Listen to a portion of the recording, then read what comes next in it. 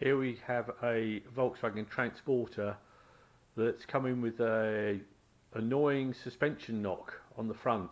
Now it's had a new wishbone on the driver's side front because the bushes were worn, but it still has what sounds like an anti-roll bar link knocking.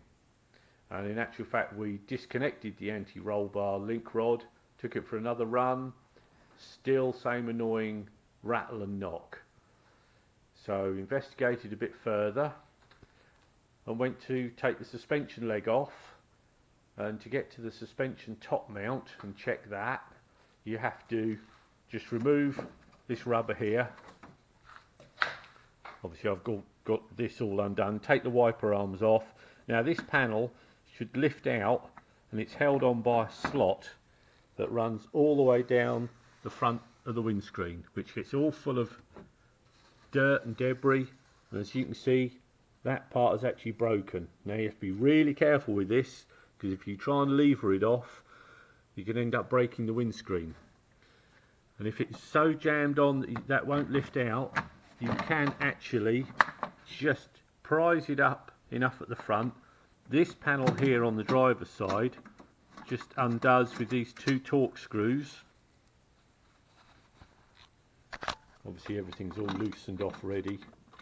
I'm not going to waste your time by showing you a video of me undoing two bolts, but yeah, just two little Torx screws, and then you can just lift this up, and this panel slots up and it tucks in underneath.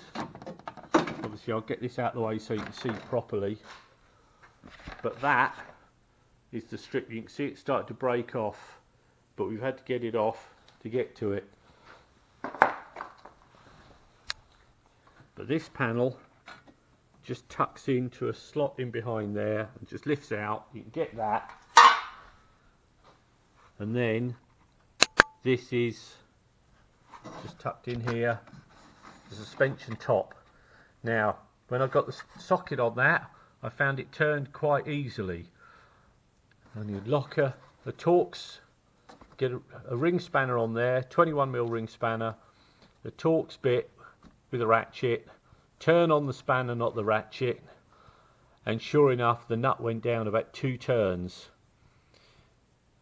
That was our suspension knock, because the suspension was loading and unloading. It was just rattling that. It's a big washer, steel washer there with a rubber pad under it, and that was just loose enough to cause the knock, but you'd never find any movement in it by hand.